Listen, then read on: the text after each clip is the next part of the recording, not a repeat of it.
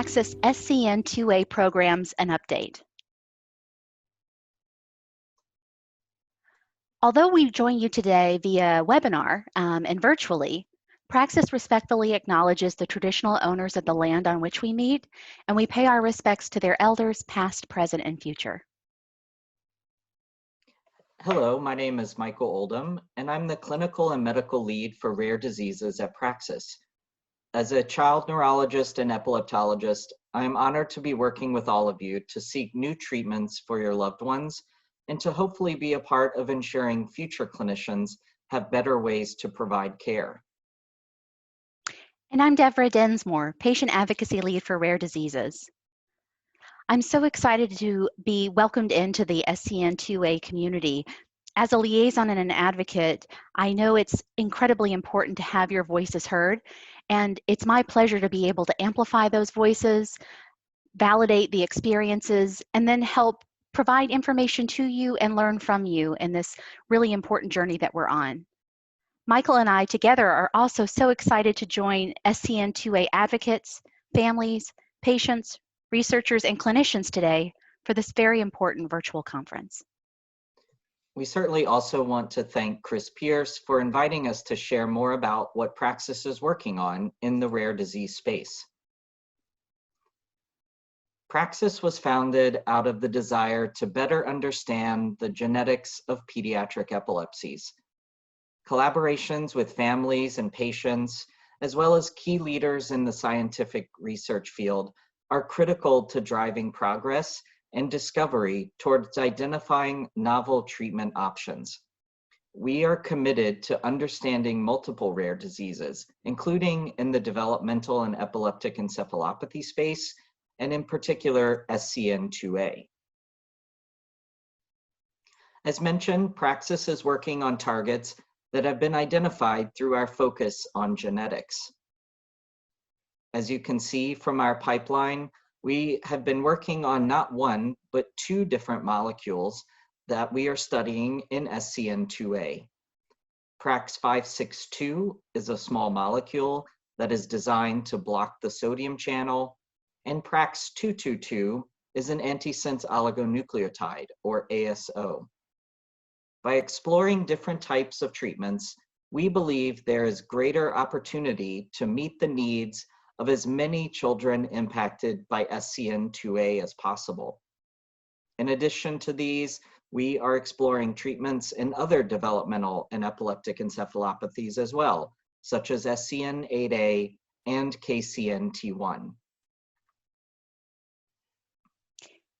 In addition to what Michael just described, we are very excited to share with you that this month, Praxis entered into an innovative research collaboration with the Florey Institute of Neuroscience and Mental Health to develop 3 novel ASOs, including a lead program for the treatment of SCN2A loss of function mutations, the leading cause of genetically associated autism, and 2 additional rare epilepsy targets.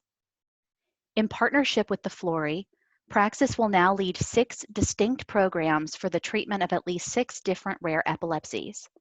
This includes 4 ASOs for the treatment of epilepsies with genetically validated targets well suited for a precision medicine approach. Praxis now has programs in development for both SCN2A gain of function and loss of function mutations, demonstrating an ongoing commitment to the SCN2A community and leadership in sodium channel research, particularly in the NaV1.2 channel, which the SCN2A gene encodes for. Research is to be conducted by the world-class epilepsy team at the Florey, which, as you know, is the largest neuroscience research group in the Southern Hemisphere. These programs will focus on rare epilepsies with very high unmet need and with limited or no research or development efforts outside of this collaboration. We're excited to share that efforts on these programs have already started. Another tenet of Praxis is using translational tools to help us inform our clinical development programs. And what exactly do we mean by translational tools? Translational research is the way in which we take ideas or observations and turn them into therapies. This research requires various tools to help translate, as the name implies, a theory into reality. These tools also allow us to better understand the best targets for intervention and ways in which we can evaluate possible treatments. One such translational tool used by researchers is an animal model. In animal models of SCN2A, developmental and epileptic encephalopathy, specifically a transgenic mouse model that has a human gain-of-function 2A mutation, we observed a significant dose-dependent reduction in seizures and increased survival of the mice that were treated with the mouse ASO, which downregulates SCN2A. Further, the survival benefit from the ASO was maintained with repeat dosing. Another type of translational tool is EEG, or electroencephalography. EEG is a method that can be explored to see if information can be obtained that allows for better characterizing different patients and also the characteristics of their particular disorders. All of this work helps us and has helped us to better understand gain of function versus loss of function of the SCN2A channel. As you know, genes are the code for making proteins, which lead to all the different biological systems of the human body. Different types of changes or variants or mutations, all different words for the same thing, in genes result in different types of function of these proteins. An example of this, with which you are all very familiar, is gain of function versus loss of function in SCN2A. Gain of function is an excess or extra activity of the sodium channel, whereas loss of function is a decreased activity of the sodium channel. As we've talked about already, Praxis is committed to studying SCN2A, both gain of function and loss of function. As we've talked about, we will continue to keep you, the community, updated as we explore more opportunities to study different aspects of these gene mutations. The SCN2A gene encodes the voltage-gated sodium channel, NaV1.2. These channels are primarily found in excitatory neurons throughout the brain, and they play a critical role in something called action potential generation, which is the signaling between neurons or brain cells. In the image you see here on the left portion, you'll notice that there is an excess number of sodium channels and therefore an excess amount of sodium current. On the right portion of the figure, we highlight here the way in which an antisense oligonucleotide, or ASO, can work. In this graphic, the ASO is represented by the small yellow figure towards the bottom. ASOs are short, synthetic, single-stranded nucleotides that can alter RNA and either reduce, restore, or modify protein expression. Prax222, one of the molecules that Praxis is working on and studying, is an ASO that is designed to directly target the cause of disease by downregulating NaV1.2 expression. Our goal and hope is to study Prax222 in patients with gain-of-function SCN2A, developmental and epileptic encephalopathy, and to see if it lowers the expression levels of the protein that is encoded by the SCN2A gene.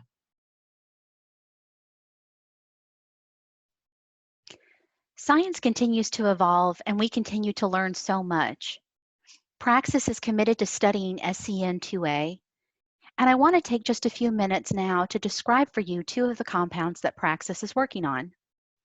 Prax222 and Prax562 are two different molecules that we're studying to provide more options for gain-of-function mutations. In the next section, we'll discuss our clinical development path. So for Prax222, where we are now is in preclinical studies, which are ongoing. Animal studies, specifically in monkeys, are focused on safety, and we expect those to complete later this year. There are no studies in patients that have started yet, but the data from the studies in monkeys will be used to ask the FDA to start a study in patients. The second molecule that we have talked about today, Prax 562, is a blocker of the persistent sodium current. We are at this time conducting a phase 1 study in healthy adult volunteers in which we are learning a great deal about this particular compound. The study is focused on learning about the safety of the molecule as well as the pharmacokinetics, which is what the body does to the drug in terms of metabolism. This study design is sometimes referred to as a SAD-MAD study. The SAD, SAD, or single ascending dose portion is set up to give one dose and one dose only to participants, whereas in the MAD, the MAD, or multiple ascending dose portion, the participants receive several doses over the course of many days. At this stage, we have completed 6 SAD cohorts and 2 MAD cohorts.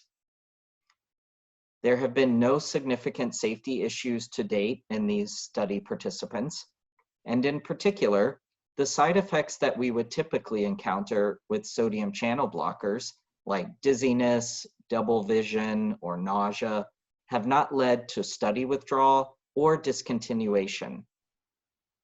The information from this study in healthy volunteers, along with toxicology data from juvenile animals that are ongoing, will allow us to explore the option of studying this drugs in patients with epilepsy. As we approach clinical development, our goal is to ensure we have patient-centric strategies, and that's where you come in.